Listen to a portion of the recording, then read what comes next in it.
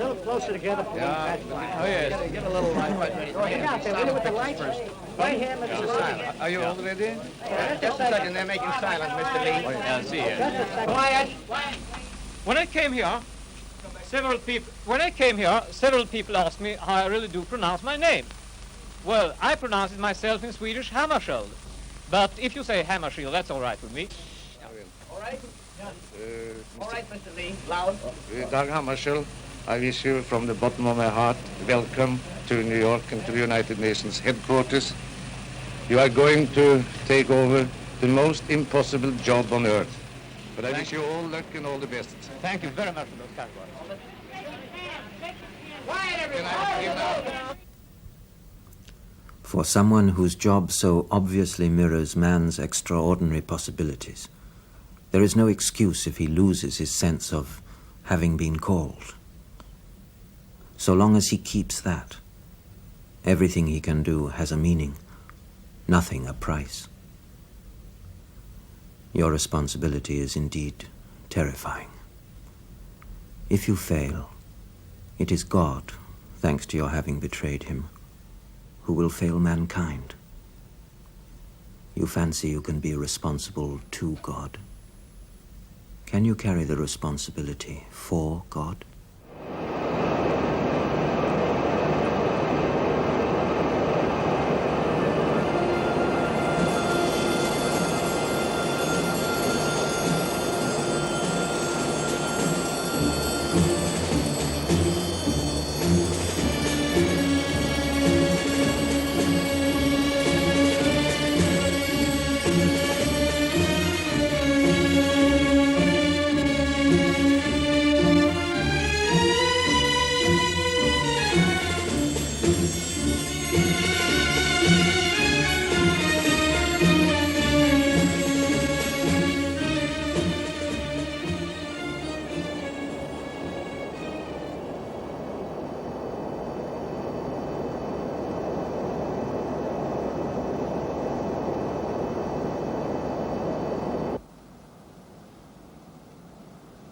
September the 18th, 1961.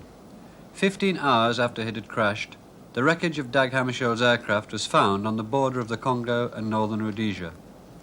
The only survivor of the crash said in hospital before he died, there was a bang, a flash. Hammarskjold said, "Turn back, turn back."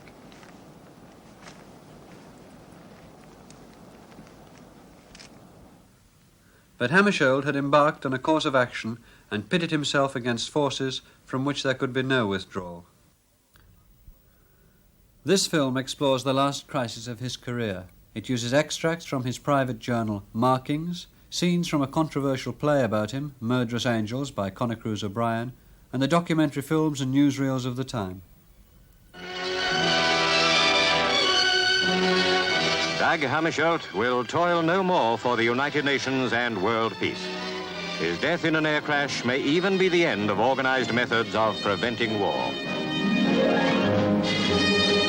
To stop the fighting in the Congo, the Secretary General devoted almost his whole efforts in the past year. In those efforts, he incurred the hatred of Russia. And even Britain was shocked by his recent Katanga policy, in which apparently he tried to force President Tshombe to submit to the central Congolese government. But that was typical of Dag. He did his duty as he saw it, and was prepared to lose friends if necessary. We know that those forces in man and the tremendous forces in nature which give us the power to hurt can be turned to give us equal powers to heal. From his earliest days in Sweden, Hammarskjold was brought up to believe in a life of service.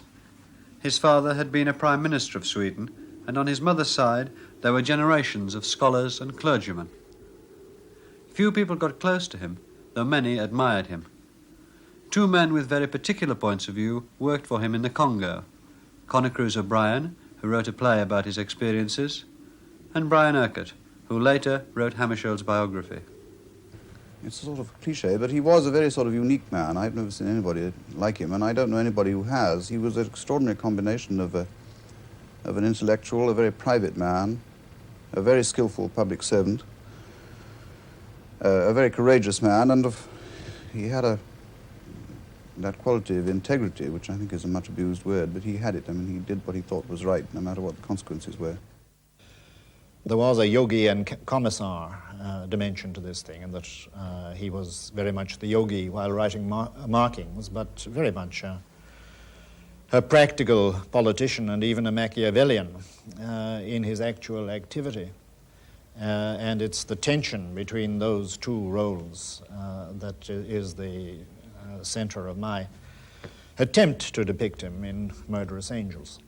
Of course, the United Nations is the church, the communion of mankind. That which is worthy to be served in the purpose of God will always be the church, however unlikely it may appear. And you are the Pope? Yes.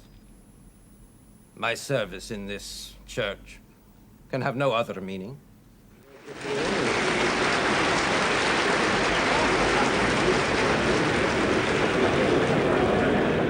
I, Dag Hammarskjold, solemnly swear to exercise in all loyalty, discretion, and conscience the functions entrusted to me as Secretary General of the United Nations. The functions entrusted to me as Secretary General of the United Nations. From that moment stems the certainty that existence is meaningful, and that therefore my life, in submission, has a goal. From that moment I have known what it means not to look back, to take no thought for the morrow. I am here to serve you all. In so doing, I shall count on your understanding, on your advice, and on your will to give to what I have to say the attention that it may deserve. I am animated by a desire to meet all problems with an open mind. It is for you to judge how I succeed. It is for you to correct me if I fail. There was, in those days, there was a phrase, leave it to Dag, which was, became a kind of a slogan. And of course the process was carried to extremes, which finally had very serious repercussions. But Hammarskjold's ability and his extraordinarily individual method of conducting affairs, his enormous application, his very, very great physical stamina. He was an indefatigable man. He was a bachelor, of course, and had no other ties, and was wholly devoted to this job. And all of these qualities, and also his, I didn't mention before, his originality and political creative capacity for finding new concepts, for spinning new possibilities in an impossible situation which people would grasp at, and so on. All of these things did make him a kind of remarkable international one-man show. This, of course, had its dangers, as we found out in 1960.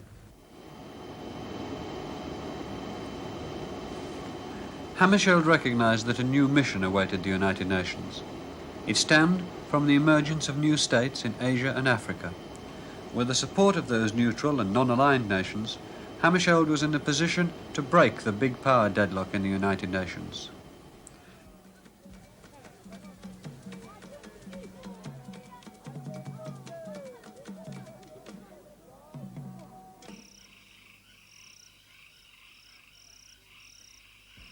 Behind the mansions of residential Leopoldville lay an enormous piece of Central Africa, the Congo, administered as the privately exploited property of King Leopold II. Later, when the brutalities of his employees were revealed, the Congo was taken over by the Belgian government. As the demands for some kind of independence grew louder and less controllable, the Belgians imagined that their own administrators would run the Congo through a long transitional period. Then, in June 1960, after violent riots in 1959, Belgium suddenly granted the Congo independence.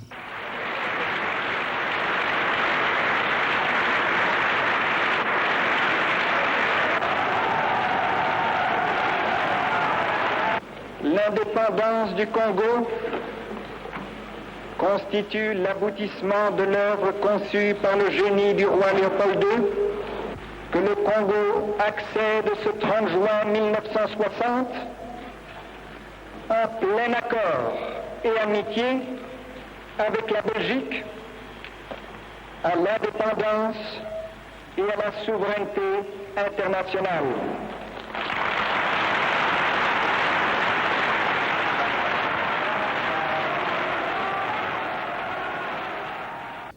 The new Prime Minister, Patrice Lumumba. He had been educated in a Swedish mission. He was a firm believer in a unified Congo. At first, he favoured cooperation with Belgium. He was an eloquent and compelling public speaker. Fasse connaître à leurs fils et à leurs petits-fils l'histoire glorieuse de notre lutte pour la liberté.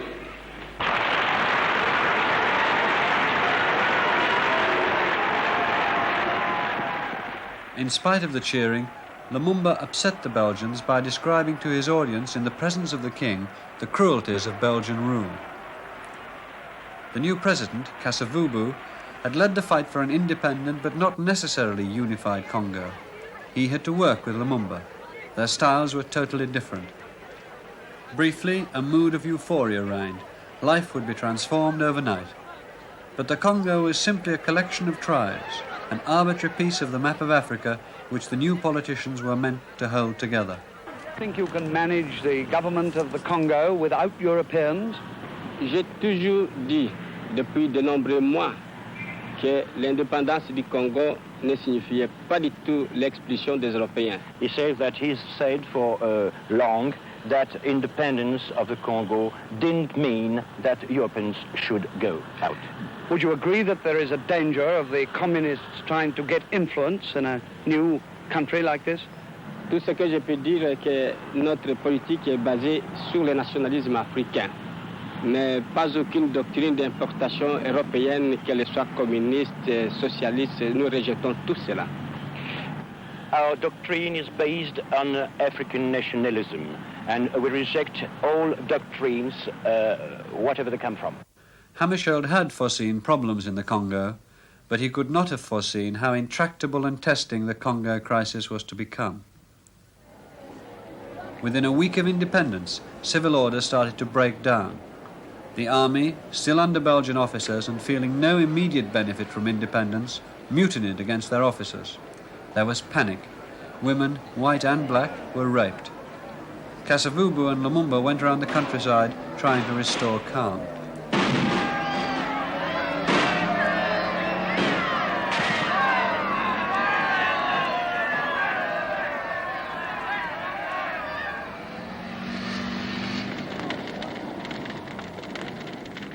Handsome compensation awaited those Belgian administrators who returned to Europe, so they painted as grim a picture as possible and cleared out.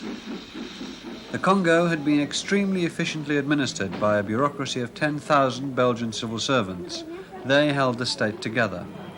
When the Congo became independent, there was not a single African officer in its army, not one Congolese doctor or engineer, no experienced Congolese administrators.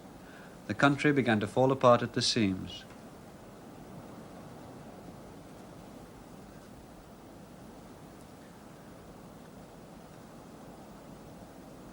In the south of the Congo lies the province of Katanga, with some of the richest mineral deposits in Africa, indeed in the world.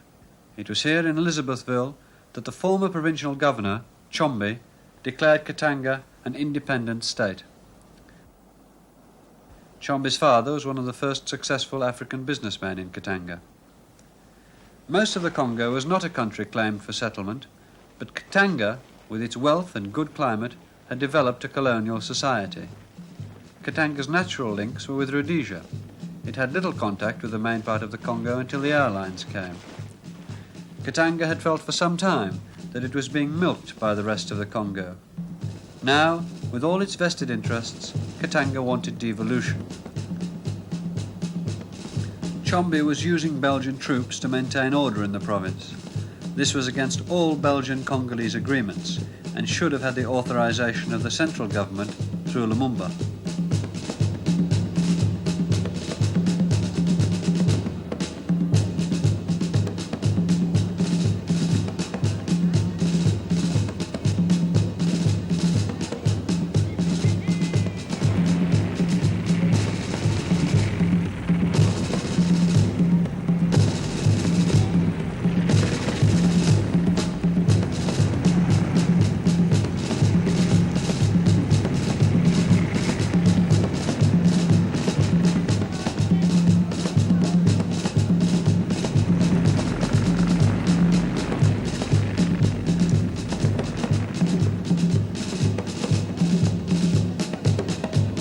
For Hammarskjold, watching developments from New York, the Katanga secession and threat of breakdown in the rest of the Congo was not just a local matter.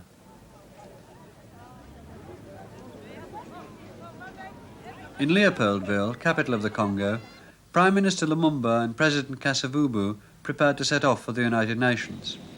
They had asked for technical and military aid to hold the country together and to stop external aggression. Lumumba and Kasavubu had tried to visit Chombe in Katanga, but had been refused permission to land. They claimed that the Belgians were totally disregarding the agreements drawn up at independence.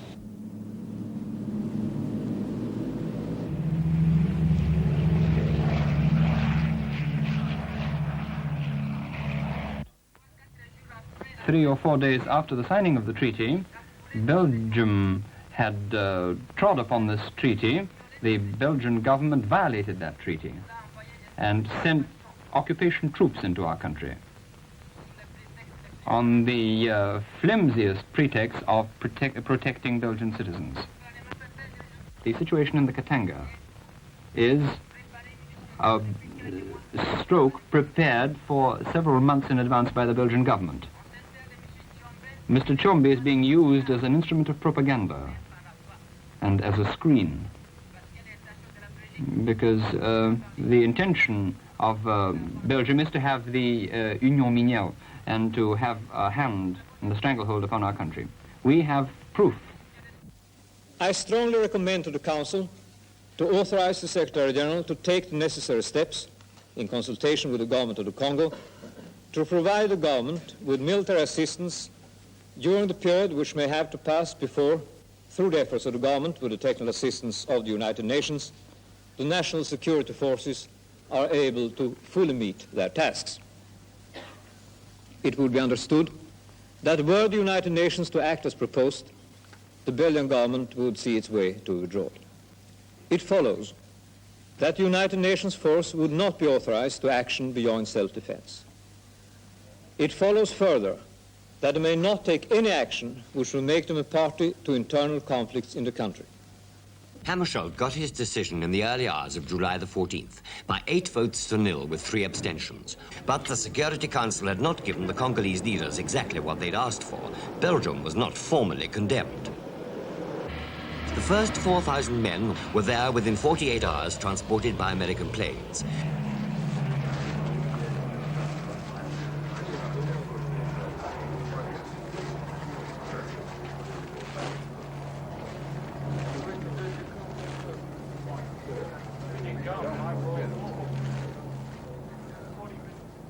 Kasavubu and Lumumba returned to Leopoldville from New York. Lumumba's first meeting with Hammarskjold had not been a success. Hammarskjold was impressed by Lumumba, but took a dim view of his taste for publicity and lack of diplomatic subtlety behind the scenes. There was a chance that Kasavubu and Lumumba would be able to work together. Lumumba respected Kasavubu, but Kasavubu was nervous of Lumumba, who surrounded himself with a mixed collection of foreign advisors, socialist lawyers, French intellectuals and friends of various persuasions. Kasavubu, who trained to become an abbé at a major seminary, often kept silent and would then come up with a sweeping radical proposal or vanish completely from the scene. He was more of a chieftain in his approach, believed in confederation, unlike Lumumba, who favoured Congolese unity from the start. There was a dangerous gap between the good intentions of the United Nations and how African politicians conducted affairs on the spot.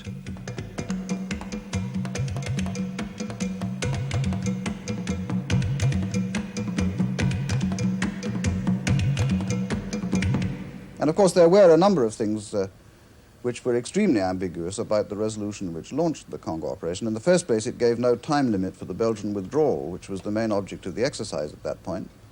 And so we had to set one, which got us into terrible trouble with, not least with the Belgians and a lot of other people, and simultaneously got us into trouble on the other side for not making it fast enough.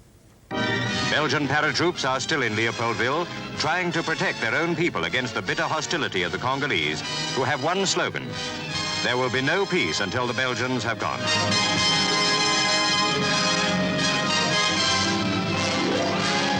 In In such an atmosphere, Britain's General Alexander and his United Nations detachment have a difficult enough job. But everyone welcomes them and waits anxiously for more to arrive. The Belgian units are leaving as fast as the United Nations troops come in, taking with them memories they will not forget in a hurry of the fellow countrymen they came to protect, who are still streaming out of the Congo with little more than their lives. Whether the blame lies with African recklessness or with Belgian folly or both, the sooner the United Nations is in control, the better for the Congo and the world.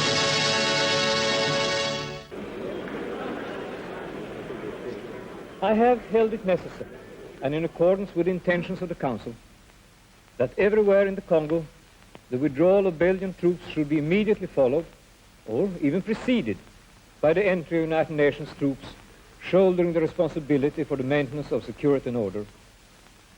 So it has been everywhere outside Katanga.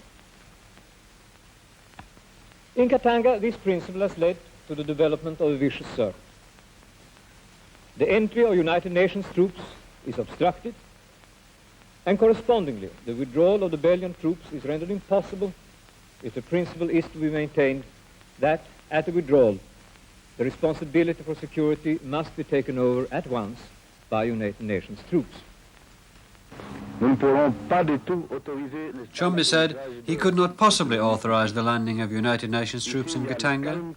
There's complete calm here. We don't want the United Nations to sabotage it.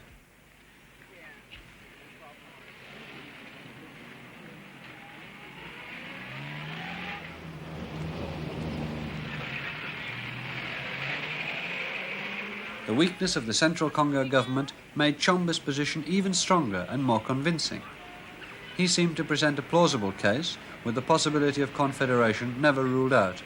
Would Chombe let Hammarskjold into Katanga? Certainly. He would like Hammarskjold to come as soon as possible, and was sending a telegram to that effect.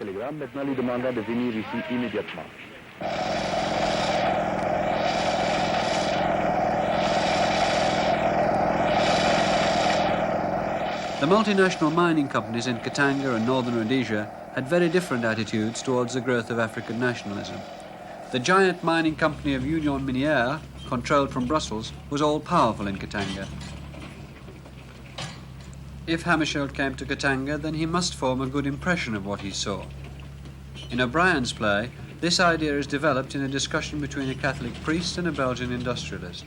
It is still possible that Lumumba and what he represents, and that is essentially atheistic communism, whatever he may claim, may gain a foothold in Katanga, to the grave prejudice of the spiritual, the moral, and the social order, and the economic order. Now, if this is to be averted, Hammarskjold, whatever our personal opinions of him may be, must be handled with the greatest care, and even with every outward mark of respect. That is why, knowing the immense moral influence which your lordship exerts in Katanga, I have ventured to approach you in connection with the visit. Well, I'll do what I can. You are best placed to know what is possible. But what does he want done? And what do we want with him? Our metropolitan troops hold Katanga securely, and there is nothing any African can do about it. Why can't we continue quietly about our business and let these black and white buffoons bluster in Leopoldville or New York? I would ask nothing better if we could only count on the United States for unqualified support. They're prepared to give us diplomatic support, in terms of helping to keep Lumumba out, for the present at any rate, but they will only do so indirectly. You see, they fear that if they show their hand, it'll make things easier for the Soviets elsewhere in Africa, so they must proceed cautiously and quietly, never getting altogether out of touch with what they call African opinion. Can't we supply them with that? It's not very expensive. Our friend Chombe is not quite enough, I'm afraid. No, the Americans have to be shown something that will impress the African states. This means, in practice, that they choose to work through Hammarskjold, who is supposed to have the confidence of the people they're interested in. But how can they be sure Hammarskjold will work for them? Have they bought him? No. There is reason to believe that he is not for sale. Hammarskjold will come to Katanga.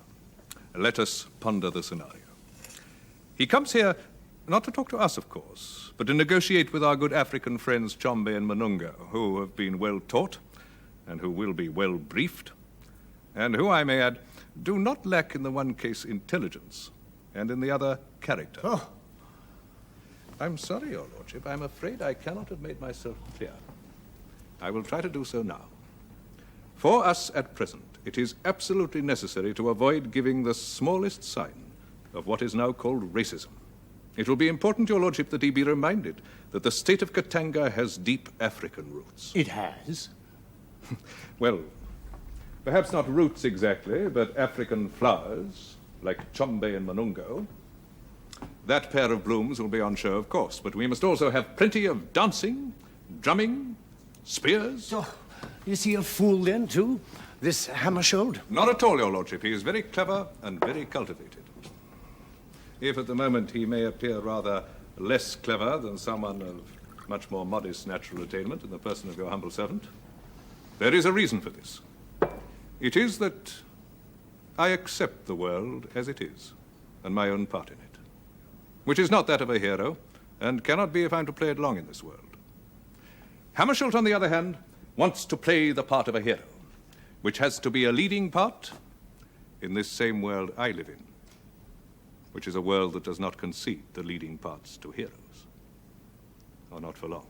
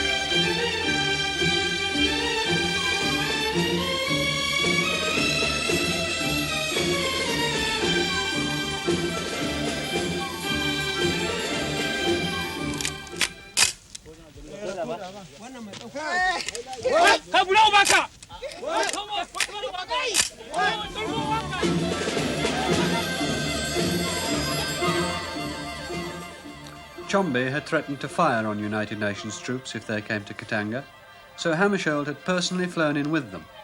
He refused to leave the airport until he knew they were safely landed.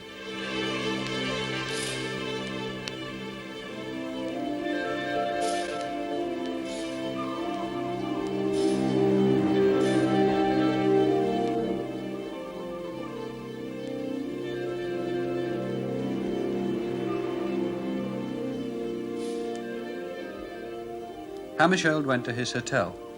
In his play, O'Brien presents Hammarskjold's dilemma through an invented character, his trusted personal assistant. Are you going to pack your bags and go home? So marking your repudiation of your bit part at the airport? Or are you going for a nice chat with Chombe? I'm going for a nice chat with Chombe, which is what I came here for. And I'm going to arrange the modalities for the entry of the United Nations troops into Katanga. We've already seen the most important of the modalities. Huh?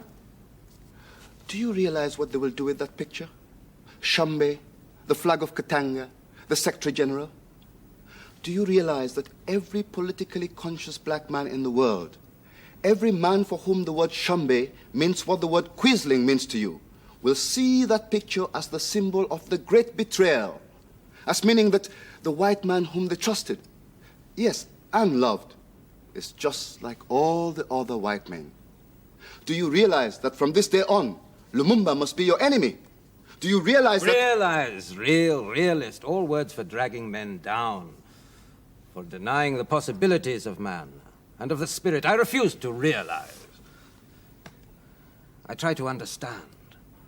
That means trying to grasp more than the surfaces of things. One stands under the will of the spirit, under the acceptance of the burden, under the necessary humiliation, without which there is no understanding. If you can accept the fact that you are under, that you are going under, and can still stand, then you are one of the few that can speak of understanding. If I understood rightly, your main concern here is to prevent the Congo crisis from turning into something like a Korea or a Spain, with both sides in a civil war calling in international support and increasing the risk of a world war. Yes, that is why I'm here. Well, I'm very much afraid that the risk of a Korea or a Spain is now increased by you remaining here after what happened at the airport. Oh, Lumumba will certainly be annoyed, but he will probably come around eventually. It would be unreasonable for him to go as far as you suggest. We can get out a press release rejecting the implications of our reception, though that will have to be delicately done. I will see Lumumba immediately on my return.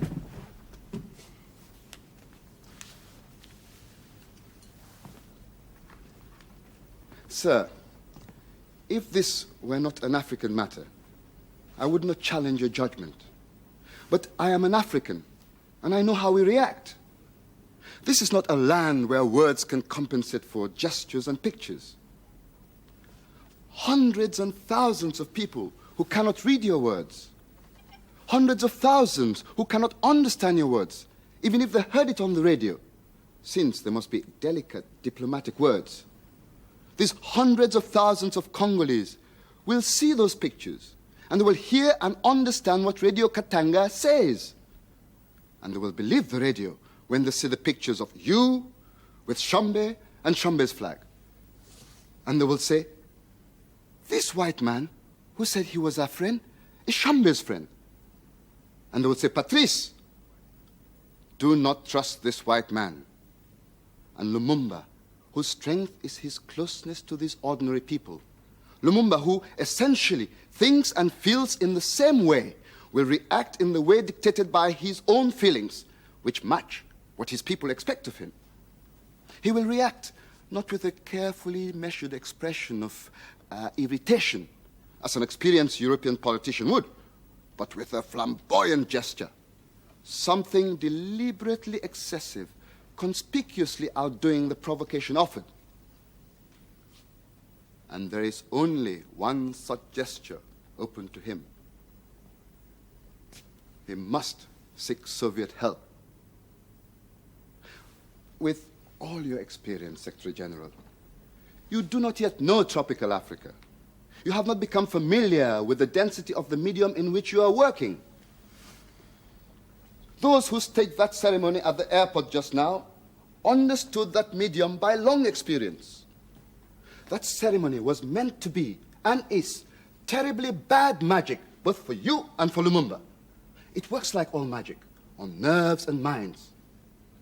This spell will not be broken by a press release or a communique. It will only be broken by a gesture symbolizing refusal.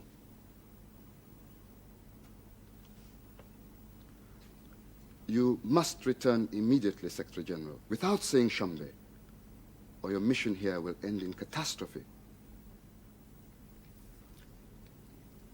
There are things I had not seen.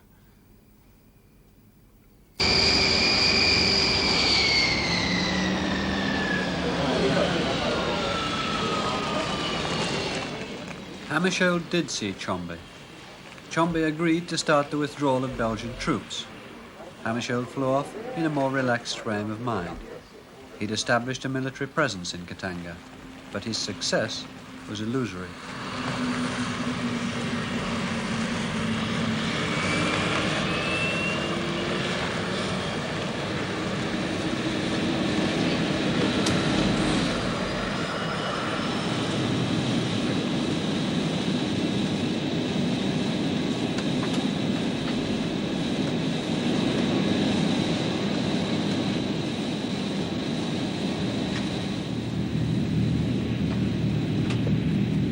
planned to stop off at Leopoldville on his way back to New York and smooth things over with Lumumba. But Lumumba refused to meet Hammarskjold and claimed that the United Nations was only in the Congo at the invitation of the central government and had no right to deal directly with Katanga as if it was an independent state. This rift between Hammarskjold and Lumumba was to be fatal. You've got to remember that it takes two to make a misunderstanding. And the Prime Minister, Lumumba, was a remarkable, very young man, who I must say, I think everybody would agree, his friends and his critics alike would agree, that he was extremely difficult to manage. He was very, very volatile, extremely forthright, and also tended to change his mind very often. The UN troops began to take over from the Belgians. In fact, Tshombe no longer needed the Belgian troops. He could now rely on the UN peacekeeping force to maintain order. His Belgian technical advisors remained, and soon he would have a force of his own, strong enough to resist the central government. Hammarskjold now faced attacks on the UN by Lumumba and the Congolese central government. At a moment when the United Nations force was deployed in strength in Katanga, at a moment when the Belgian withdrawal was underway even from the Kamina base, the actions and attitudes of the United Nations, and in particular of its Secretary General, came under severe criticism from the Prime Minister of the Congo. This criticism was followed by a series of actions against officials in the service of the United Nations, which, whatever the immediate cause might have been for those actions, gave an impression of deep distrust and hostility fomented for political ends. Lumumba, feeling that the UN was working against his interests, did precisely what Hammarskjold was trying to avoid. He turned to the Russians for help. Within a week, Russian trucks and transporters were ferrying Congolese troops to the borders of Katanga, but they never got there. We must remember that at this time there was a major act of genocide going on in one part of the Congo, in the Baluba country, where the army had got loose and was massacring the Baluba in large numbers, and this was a horrifying situation. And the fear was that if this kind of thing spread on a tribal basis to Leopoldville, where there was a much larger population concentrated, and also far more members of the army, and if you had both of the contenders for power, Kasavubu and Lumumba, appealing to the population to come out in the streets and support them, you would end up in a disastrous situation. The UN peacekeeping force found itself surrounded by increased rioting and disorder.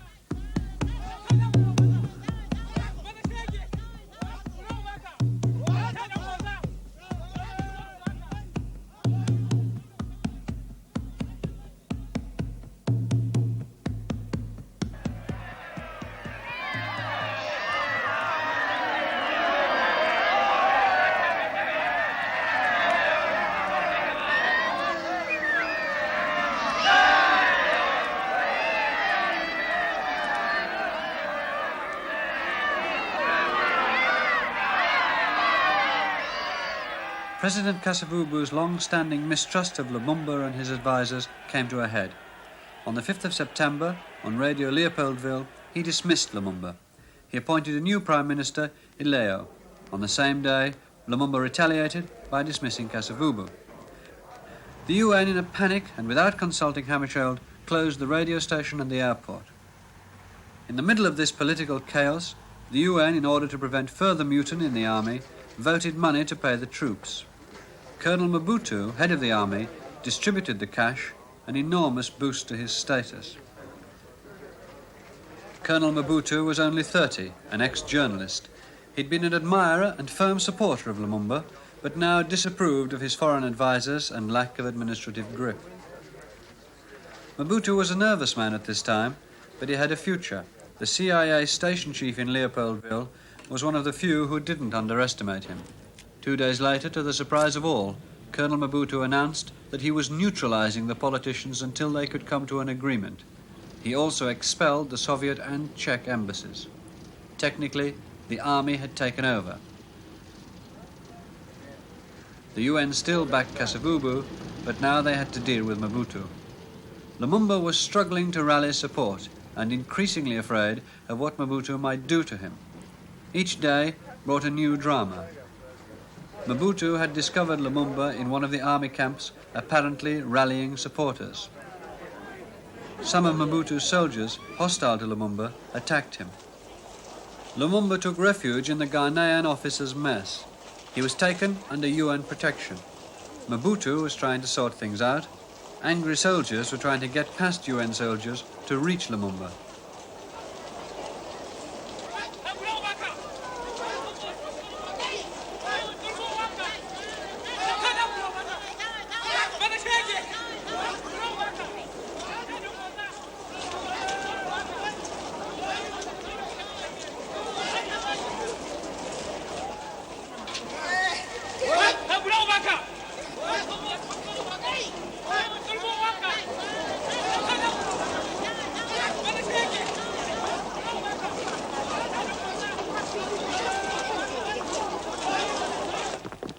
Finally, the UN managed to smuggle Lumumba out of a back door. Now they had him on their hands. Indeed, as I said, this is your operation, gentlemen. It is for you to indicate what you want to have done. As the agent of the organization, I'm grateful for any positive advice. But if no such positive advice is forthcoming, as happened in the Security Council on 21st of August, when my line of implementation had been challenged from outside, then I have no choice but to follow my own conviction, guided by the principles to which I've just referred.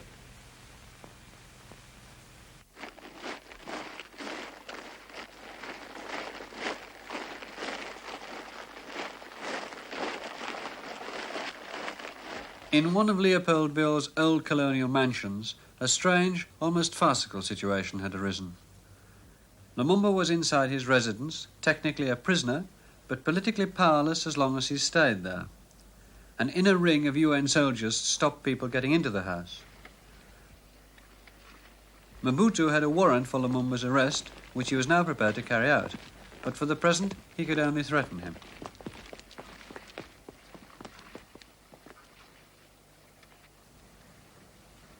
In New York, Khrushchev launched a personal attack on the Secretary General. He accused Hammarskjold of supporting Mobutu and called for his resignation. By resigning, I would therefore, at the present difficult and dangerous juncture, throw the organization to the winds. I have no right to do so, because I have a responsibility to all those states members for which the organization is of decisive importance. A responsibility which overrides all other considerations.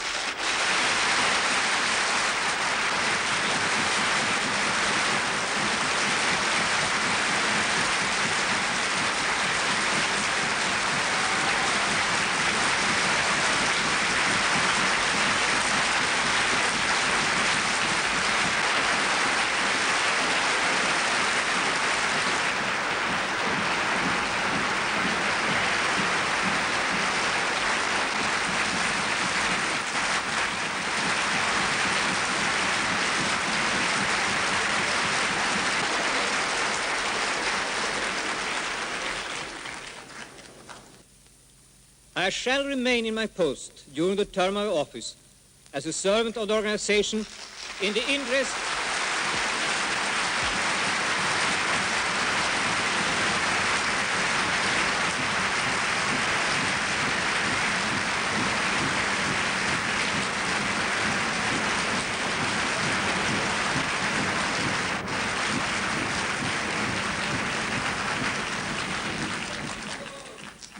I shall remain in my post during the term of my office as a servant of the organization in the interest of all those other nations as long as they wish me to do so.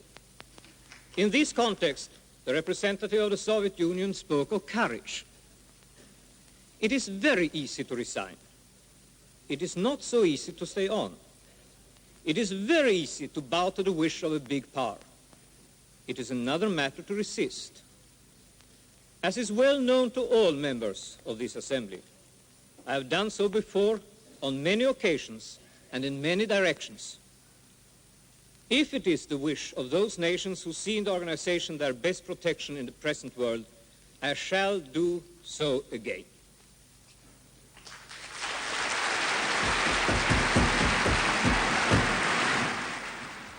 The crudeness of Russia's attack on Hammarskjold swung the Afro-Asians, whose support was vital to Hammarskjold, more firmly behind him. As long as Lumumba stayed in his house in Leopoldville, the UN guaranteed to protect him. But on the night of the 29th of September, he escaped in the back of a car, determined to join his political supporters in Stanleyville. If Lumumba had reached Stanleyville, which was his political fief and stronghold, there was certainly a danger that he would declare that the government of the Congo was there in Stanleyville.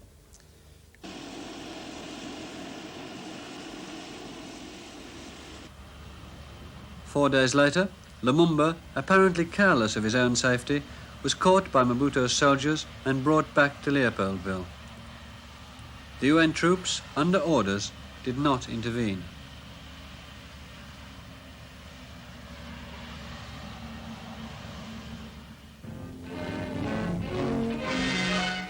Patrice Lumumba comes back to Leopoldville a prisoner.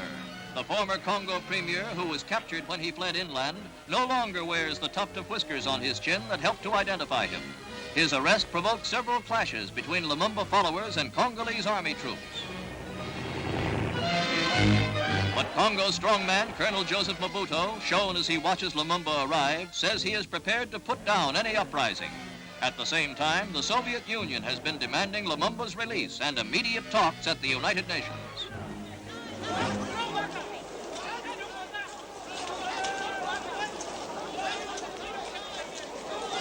A soldier tries to stuff into Lumumba's mouth a crumpled speech asserting his claim to power. The former premier shows no emotion. It may be the end of a chapter, but not yet the end of the Congo story. Even as a prisoner, Lumumba was a dangerous political opponent, capable of rallying troops to his side. As long as he was alive, he was a threat. The solution was to send him to Katanga.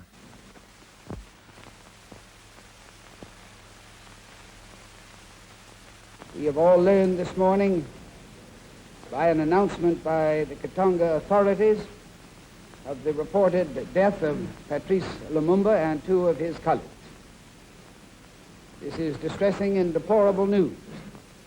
The President of the United States this morning has stated that he is deeply shocked by reports of the death of Patrice Lumumba and his two aides.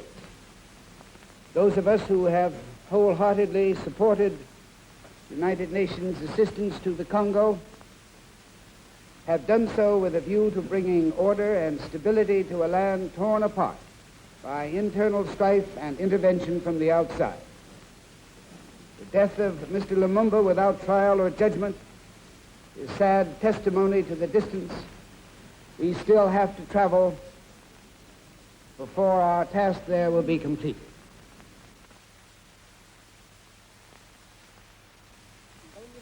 The colonizers have committed many crimes against colonized peoples, as we know. But the characteristic of this new crime resides in the fact that it has been committed under the blue flag of the United Nations.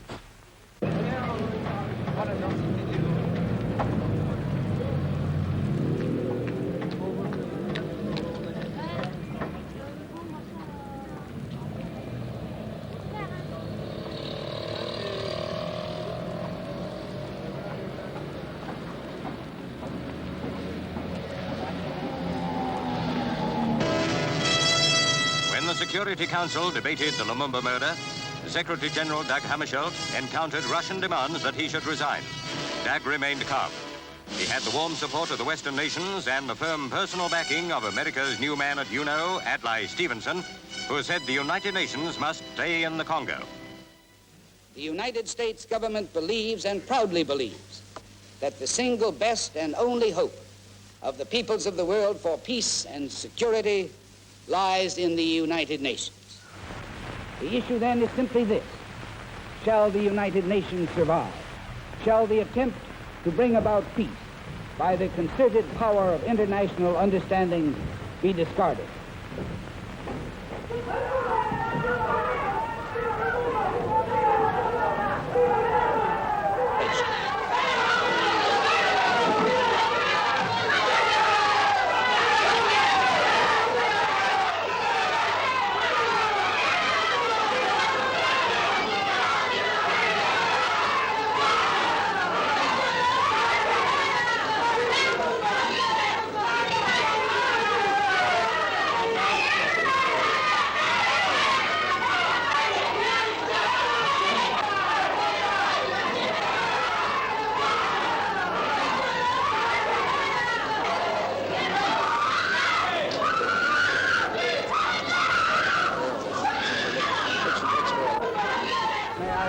I deeply deplore this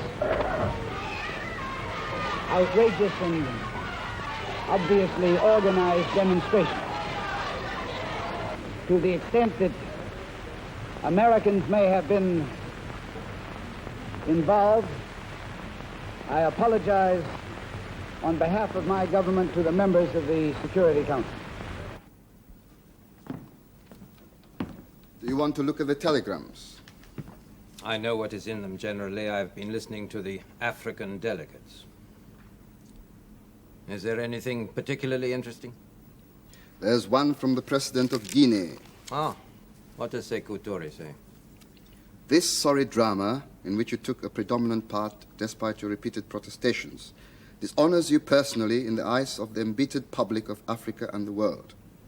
Now that the curtain has fallen on the first act of your criminal tragedy, it is essential that you draw the lesson of universal condemnation from this crime. What do you think of yourself when you hear yourself saying that there was no possibility to intervene, when you know that it is not true? My honor is intact and unsullied, because I did what I had to do for the high purpose to which I have dedicated my life, and for that high purpose only. My personal honor consists of the service of this organization and of world peace. It has no separate existence from that. If it is necessary to lie in the cause of peace, then I will lie. And I will do so without loss of honor. Because the very soul of honor is integrity of purpose. A service of peace. I must say you have some pretty rough ways of serving peace. A few lies, a little bribery, a murder here and there. And by the way, is it in the service of peace that you're now letting slip those dogs of war? I approve of the use of force against the foreign troops in Katanga. That's why I am still here. But I don't wear a halo and preach about peace. I have no use for moralists who can't count. Or for pacifists who are prepared to let the world blow up, provided they keep their boring little consciences clean. The purpose of this strange institution in which we work is the greatest purpose humanly imaginable. It is nothing less than to save the human species from thermonuclear self-destruction. If that task requires some dirty work, then I am prepared to get my hands dirty. Yes, and even bloody. If it requires the death of Patrice Lumumba, I vote for the death of Patrice Lumumba. If it requires lying about the death of Patrice Lumumba, then I will lie about that death. And if it requires the extinction by force of the independent state of Katanga, I will extinguish Katanga by force. Oh, and by the way, Diallo, it is no use trying to make me feel ashamed of my halo. In this office, a halo is what the sociologists call eufunctional. That is to say, it works, and therefore I am glad that I happen to have a halo that is visible for a considerable distance. It's not so visible close up. Well, I'm glad about that, too. But seriously, I'm sorry, Diallo, that you lack the religious imagination. If I had it, what would I imagine like? No, you would not imagine. You are imagining now. You would see Abraham sacrificing Isaac. You would see what Kierkegaard calls the teleological suspension of the ethical. I don't get it. I mean, the practical application, which I suppose lurks somewhere in all mysteries. Is it that the blood of the martyrs is the seed of the church, Lumumba being the martyr and the United Nations the church? A martyr. Well, there have been others. There will be still more. Yes, of course, the United Nations is the church, the communion of mankind. That which is worthy to be served in the purpose of God will always be the church, however unlikely it may appear. And you are the Pope? Yes. I am the vicar of Christ. Oh, I look like Pontius Pilate, but I represent Christ. My service in this church can have no other meaning. History is the march of God in darkness. Well, in that dark march, nec patris linquens dexteram. I take care never to let go of my Father's hand. Jesus. Dag, you out of your mind. Oh, I know, Diallo. But you have to go out of your mind, you know, in order to get into your soul. I think that's a very convenient theatrical device, but I think it has no relation whatsoever to reality or to Hammarskjold's character. I mean, I don't recollect any proved instance of telling lies, for example. On the contrary, he was an embarrassingly honest man, as I think Mr. O'Brien should know himself. I think that the notion, which, as I say, it's perfectly all right for the theatre, that a person who has been elected twice to that enormous responsibility is some kind of neurotic, messianic freak and hadn't been found out in nearly 10 years is also the purest nonsense. I don't think it's true. I think that Hammarskjold was an extremely serious, very highly responsible, very honorable man who got caught up in a series of situations where you literally couldn't win. And he did his best by his own lights and his own principles to do what he could.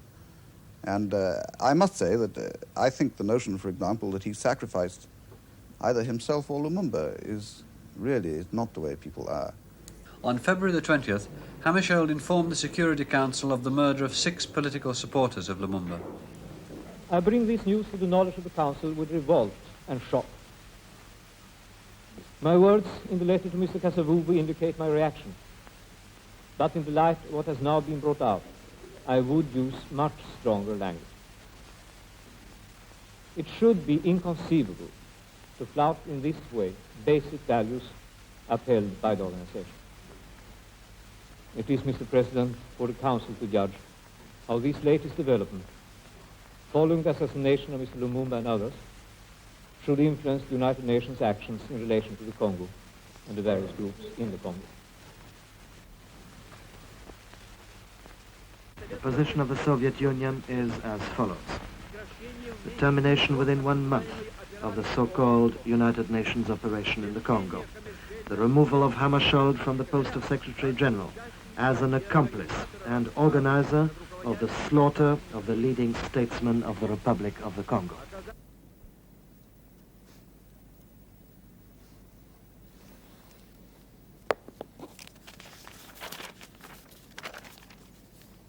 Naturally, I am guided solely, and I really mean solely, by what is in the best interest of the UN and the world community through the UN.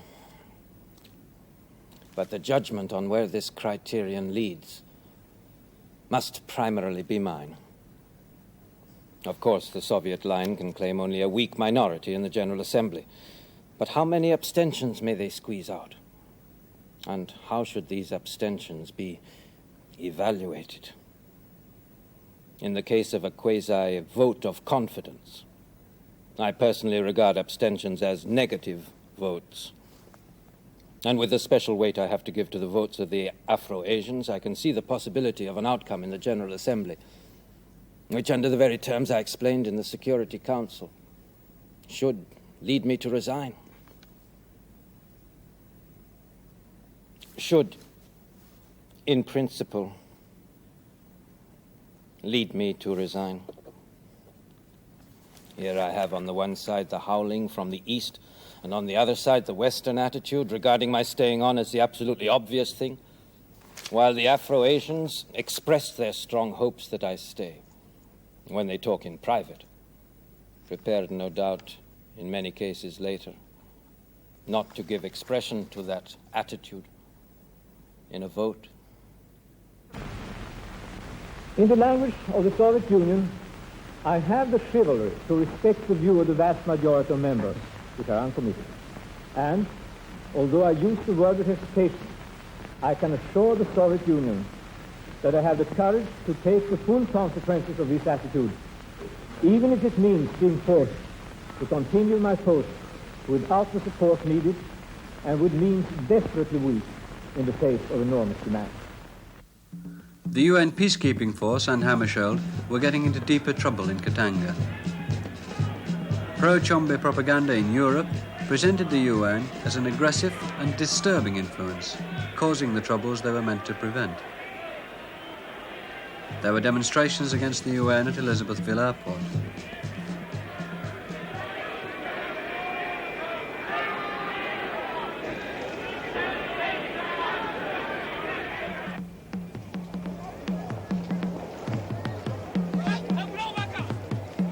A tougher resolution had been passed in New York, but it wasn't clear how it was to be carried out.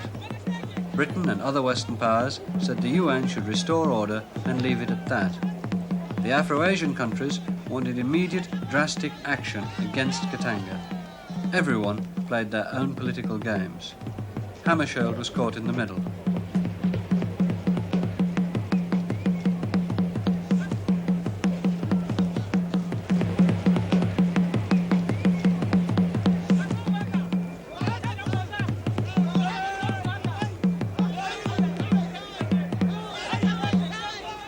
Looking for a special representative in Katanga who would satisfy Western and African opinion, Hammarskjold chose an Irish diplomat and writer, Conor O'Brien.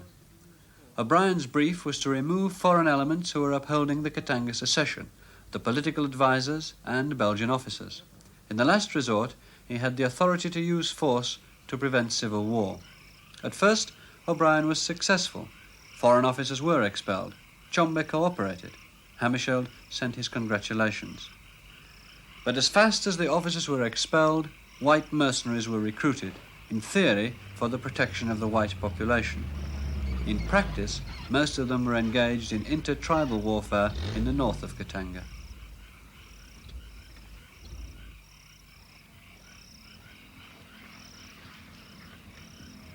The pressures on Chombe became, instead of single, multiple, because as the Belgian government wished, on the whole, to withdraw from the embarrassing association with Katanga, if it could, different elements were brought in, almost certainly not as a result of Chombe's own initiative.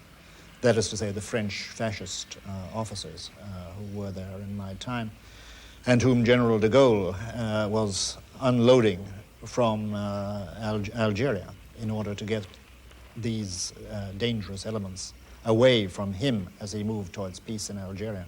Central Africa paid the price, and those people being unloaded. And they were pressure, and officers of the, especially parachute officers, and a number of people also from Rhodesia and South Africa. And they were, well, everybody knows about mercenaries, I don't need to go into that, but they were, let's say, a very disturbing element. The French officers whom I knew in Katanga wanted to murder Hammarskjold, boasted of their intention of murdering him, and some of them have boasted subsequently of murdering him. Chombe was very frightened of them. Chombe, at the time I knew him, was an extremely frightened man who would have liked very much to get out of the kind of politics in which he was caught, which he didn't at all understand or like. He was not a man of violence, but he was surrounded by them, and he was scared stiff.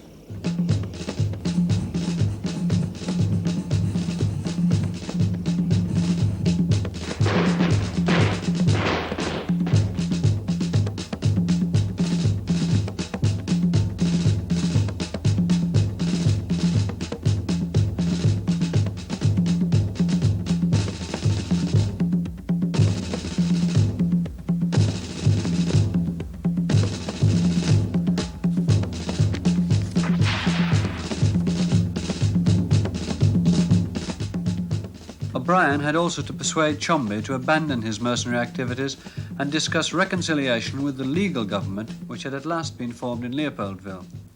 But the Western attitude towards the UN operation in Katanga was turning from lukewarm support to open hostility. The UN had to act fast. It was in danger of slipping into direct conflict with Katanga.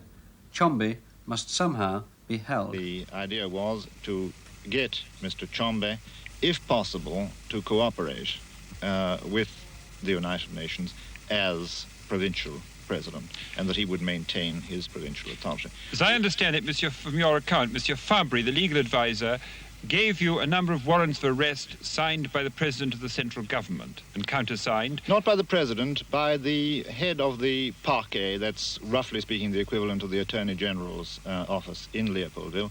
These were mandat d'amener, which are roughly the French equivalent of warrants for arrest. Did those warrants of arrest include one for Mr. Chombe? They did, but this was only to be used if Mr. Chombe were unwilling to cooperate. The UN plan, sent to O'Brien from Leopoldville, was to detain Chombe and take control of the radio station and other strategic points in Elizabethville.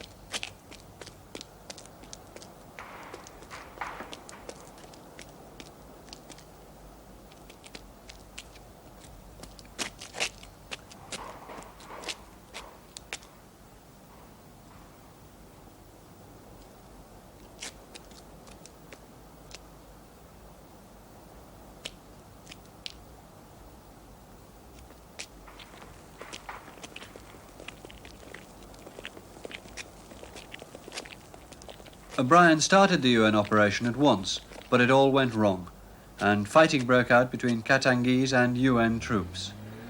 Chombe had completely disappeared. With the cooperation of the British, he'd been spirited across the border into northern Rhodesia.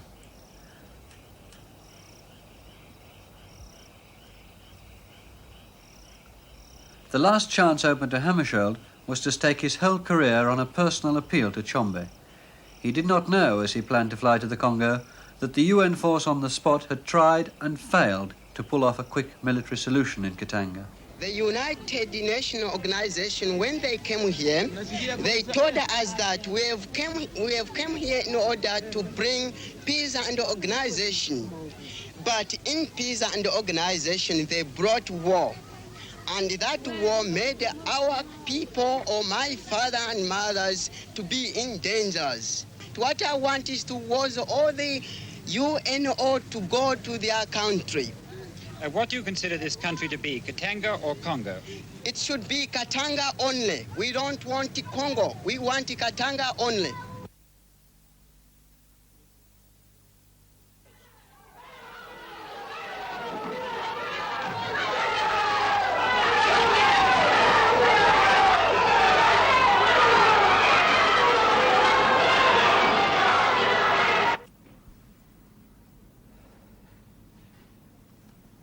You cannot imagine the horror of being strapped to an international pendulum at the moment when one knows that the backward swing has begun, when one hears the preliminary whirrings of the next set of mechanical noises required by the new direction, which was also the last but one, and which must produce the same creaks, the same echoes, the same murmurs, as did the last but one, and provoke the same ghost. To be a person that wants to die, but to live on for the sake of the office. Trust in his impartiality, that had been Hammarskjold's weapon. Now it was being called in question. He arrived in Leopoldville to meet a newly formed central government. In Katanga, the fighting continued. At the radio station, the UN asked the Katangese guards by loudspeaker to leave, promising them they would not be disarmed. The guards refused. There was a bloody battle in which 24 Katangese and 1 Swedish officer were killed. When I visited the radio station a few days later, it still bore the bitter traces of the short battle. Delicate instruments smashed. Trails of blood all over the floor where 1 soldier had evidently crawled in to die. And the smell rising from the shallow mass grave of the Katangese and the Swede, just outside at the back.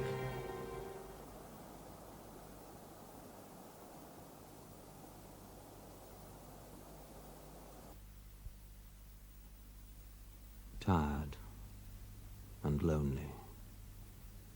So tired the heart aches.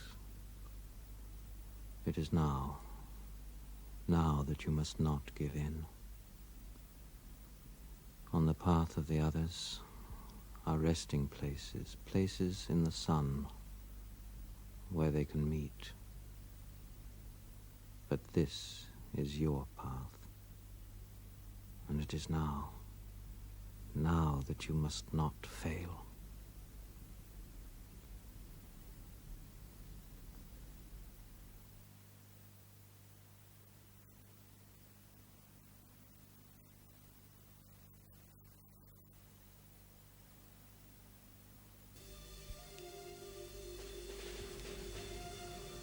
Hammarskjold set off to bargain with Chombe at Ndola, inside the Rhodesian border. O'Brien offered to join the flight, but Hammarskjold said he wanted to meet Chombe alone.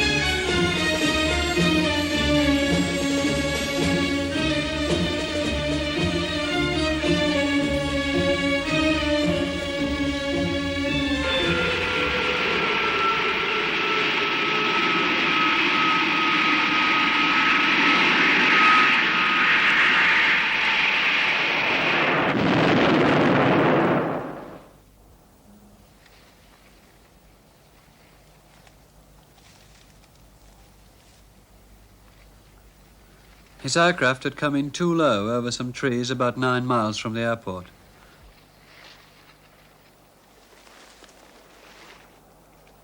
The plane had cut a long sway through the wood before its fuel tank burst into flame.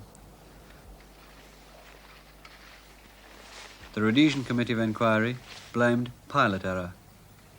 The UN Commission returned an open verdict. They could not rule out sabotage or an attack from ground or air. For security reasons, the flight had been conducted in great secrecy.